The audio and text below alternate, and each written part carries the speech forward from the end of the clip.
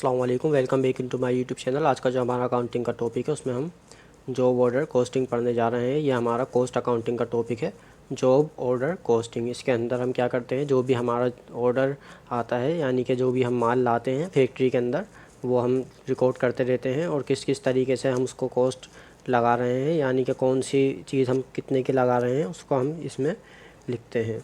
तो शुरू करते हैं आज का हमारा टॉपिक। इसके अंदर हमें जर्नल एंट्रीज़ दी जाएंगी, जर्नल हमें बनानी होगी। आपको जो जो एंट्रीज़ दी जाएंगी उसको देख के आप जर्नल बनाएंगे, ठीक है। सबसे पहली जो जर्नल आपको दी जाएगी, to purchase direct indirect material on credit. जब भी वो आपको बताएगा कि हमने मटेरियल परचेज़ किया है, वो आपको एंट्री देगा परचेज मटेरियल ऑन क्रेडिट, ठीक है। जब भी वो आपको बोलेगा परचेज मटेरियल ऑन क्रेडिट, तो आप कौन सी एंट्री करेंगे, ये वाली material debit account payable credit. यहाँ पे आप डेबिट क्रेडिट में वही अमाउंट लिखेंगे जो आपको क्वेश्चन के अंदर दी जाएगी। अच्छा, ये डायरेक्ट और इनडायरेक्ट मटेरियल क्या है? डायरेक्ट मटेरियल वो है जो आपका डायरेक्ट कंपनी में इस्तेमाल होगा, और इनडायरेक्ट मटेरियल वो है जो आपका इनडायरेक्टली इस्तेमाल होता है, यानी कि आपका मटेरियल ऐसा होता है जो आपकी सफाई वगैरह में या दूसरी चीज़ों के लिए इस्तेमाल होता है, ना कि वो आपका माल तैयार करने के लिए काम आता है, ठीक है। डायरेक्ट इनडायरेक्ट दोनों की एंट्री यही बनती है, material debit account payable credit. तो आपको क्वेश्चन में या तो बोलेगा purchase direct material on credit या बोलेगा purchase indirect material on credit. तो दोनों सूरतों में आप इसकी यही वाली एंट्री बनाएंगे, material debit account payable credit. Material आ गया और उधार पे आया है तो अकाउंट पेबल क्रेडिट। उसके बाद नंबर 2 एंट्री, जब आप क्या करेंगे, to record material return to supplier. जब आप मटेरियल को वापसी करेंगे, जब आप ख़रीद के लाए थे तो आपने ये एंट्री बनाई थी, जाहिर है जब आप वापसी करेंगे तो इसकी रिवर्स एंट्री बन जाएगी। अकाउंट पेबल जो है आपका डेबिट साइड पे आ जाएगा और मटेरियल आपका क्रेडिट हो जाएगा। मटेरियल वापसी चला गया, अकाउंट पेबल वापसी आ गया, उधार आपका ख़त्म हो गया, ठीक है। तो आप यहाँ पे डेबिट क्रेडिट में वही अमाउंट लिखेंगे जितने अमाउंट से आपने उसको मटेरियल रिटर्न किया है, वो आपको क्वेश्चन में अमाउंट बता देगा। उसके बाद नंबर 3 एंट्री देखते हैं, to record direct material use for production. अच्छा, डायरेक्ट मटेरियल यूज़ हो रहा है किसके लिए? प्रोडक्शन के लिए यूज़ हो रहा है, यानी कि तैयारी, माल की तैयारी के लिए। प्रोडक्शन का मतलब है माल की तैयारी के लिए यूज़ हो रहा है। अच्छा, सबसे पहले जब हम मटेरियल लाए थे तो हमने उसको डेबिट किया था।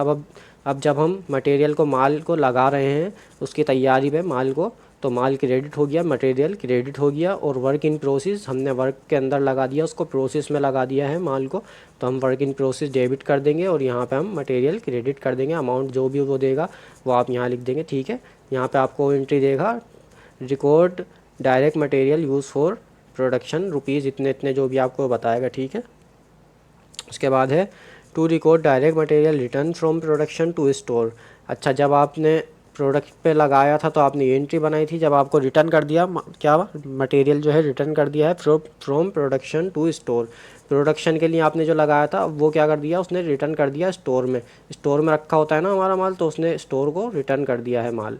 तो हमारी ये एंट्री रिवर्स हो जाएगी ऊपर वाली प्रोसेस, और मटेरियल की जो एंट्री है वो हम रिटर्न कर देंगे, मटेरियल डेबिट और वर्क इन प्रोसेस क्रेडिट यहाँ पे, ठीक है। जो भी अमाउंट वो आपको बताएगा रिटर्न की, वो आप उसको पुट कर देंगे डेबिट क्रेडिट पे। उसके बाद है आपकी entry, to record indirect material use for production.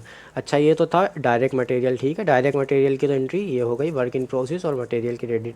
अब जब आपका इनडायरेक्ट मटेरियल जो है आपका यूज़ होगा तो आप क्या लिखेंगे, इनडायरेक्ट मटेरियल को आप जो है वर्क इन प्रोसेस नहीं लिखेंगे, बल्कि आप क्या लिखेंगे, फैक्ट्री ओवरहेड। जो भी चीज़ इनडायरेक्ट होती है उसको हम फैक्ट्री ओवरहेड से शो कराते हैं, यानी कि फैक्ट्री के इजाफी खर्चे। ओवरहेड मतलब इजाफी खर्चे, फैक्ट्री के इजाफी खर्चे डेबिट, फैक्ट्री ओवरहेड डेबिट। और मटेरियल आपका लग गया तो मटेरियल आपने क्रेडिट कर दिया है, उसकी अमाउंट आप यहाँ से डेबिट क्रेडिट कर देंगे। जो भी आपको एंट्री में बताएगा कि इनडायरेक्ट मटेरियल यूज़ कितने का हुआ है, वो आपका अमाउंट बताएगा, उससे आप डेबिट क्रेडिट कर देंगे। उसके बाद है हमारा to record indirect material return from production to store. अच्छा, इनडायरेक्ट मटेरियल भी आपने क्या करा, उसने वापसी कर दिया, स्टोर में वापसी रखवा दिया है। प्रोडक्शन से जो बच गया था तो उसने वापसी कर दिया, ठीक है, स्टोर में आ गया। तो अब हम क्या करेंगे, ये जो ऊपर वाली एंट्री थी इसको रिवर्स कर देंगे, मटेरियल वापसी आ गया, मटेरियल डेबिट और फैक्ट्री ओवरहेड क्रेडिट। इजाफी खर्चे हमारे कम हो गए हैं क्योंकि मटेरियल वापसी आ गया है, तो इस तरीके से इसकी हम एंट्री यहाँ पे लिख देंगे, ठीक है।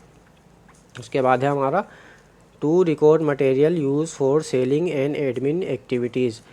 क्या है हमारा, रिकॉर्ड होएगा मटेरियल जो हमने यूज़ किया है सेलिंग और एडमिन एक्टिविटीज़ के लिए, यानी कि जो सेल हमने की है उसके लिए कुछ मटेरियल हमें यूज़ करना पड़ रहा है तो हम उसको लिखेंगे, और एडमिन को हमने कुछ मटेरियल वगैरह दिया है एडमिन डिपार्टमेंट को।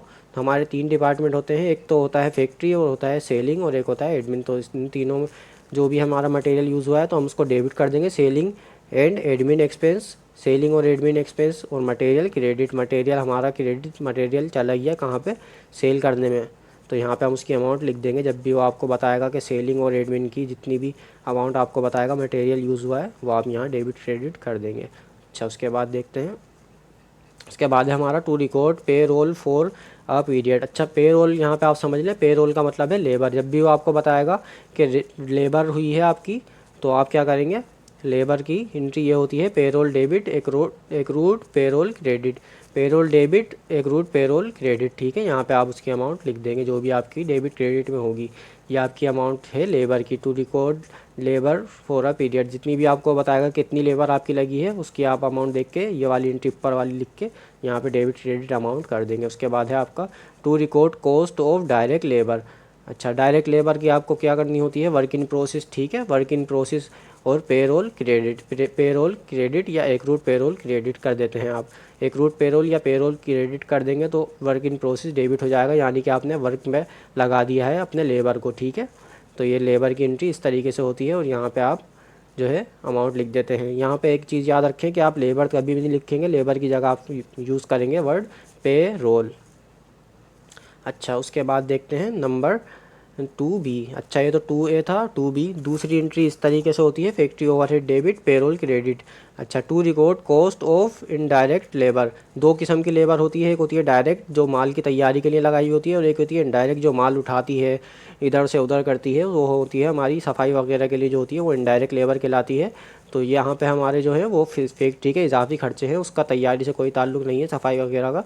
तो फैक्ट्री ओवरहेड डेबिट, इजाफी खर्चे डेबिट और पेरोल क्रेडिट, वो आपको बताएगा कि इनडायरेक्ट लेबर आप कितनी लगी है, उससे आप डेबिट क्रेडिट अमाउंट यहाँ पे लिख देंगे। ठीक है, उसके बाद आपका है selling expense debit payroll credit, to record selling expense. ठीक है, सेलिंग एक्सपेंस जो आपके हुए हैं सेल के लिए जो आपने रखे हुए हैं लोग, सेलिंग एक्सपेंस यानी कि सैलरीज़ वगैरह जो है आपकी, सेलिंग स्टाफ को जो आप सैलरी देते हैं वो आपको क्वेश्चन में बताएगा कि आपने इतनी सैलरी पे की है, सेल स्टाफ को इतनी सैलरी पे की है, तो आप उसकी एंट्री ये बनाएंगे सेलिंग एक्सपेंस डेबिट पेरोल, मतलब उनका जो है लेबर को दी है तो पेरोल ही हुआ, लेबर की है, वो भी आपकी लेबर ही है जो आपका सेल कर रही है, तो आप यहाँ पे उसका डेबिट क्रेडिट अमाउंट लिख देंगे जो भी आपका सेलिंग एक्सपेंस होगा, यानी कि सैलरीज एक्सपेंस होंगे। अच्छा, जनरल एक्सपेंस डेबिट और पेरोल क्रेडिट।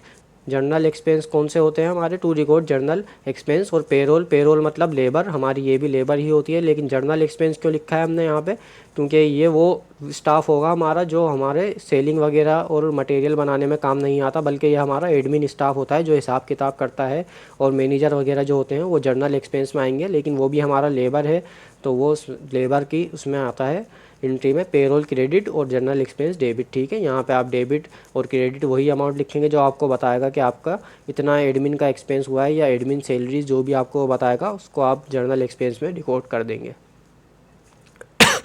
अच्छा, सॉरी। अच्छा, उसके आगे देखते हैं to payment of accrued payroll. जब आप एक्रूड पेरोल को यहाँ पे जब आपने एक्रूड पेरोल क्रेडिट किया है, ये सही है, यहाँ पे आपने सबने यहाँ पे भी एक्रूड पेरोल, ये भी आपका एक्रूड पेरोल है। ठीक है, यहाँ पे accrued payroll accrued payroll accrued payroll जब आपने क्रेडिट किया था जब आपका उधार हो गया था। ठीक है, एक्रूड पेरोल मतलब उधार, ये आपके एक्सपेंस तो हो गए थे लेकिन ये आपने पेरोल जो है उधार होता गया आपके ऊपर, तो आप क्या कर रहे हैं अब accrued payroll debit cash credit, यानी कि आप पे कर रहे हैं।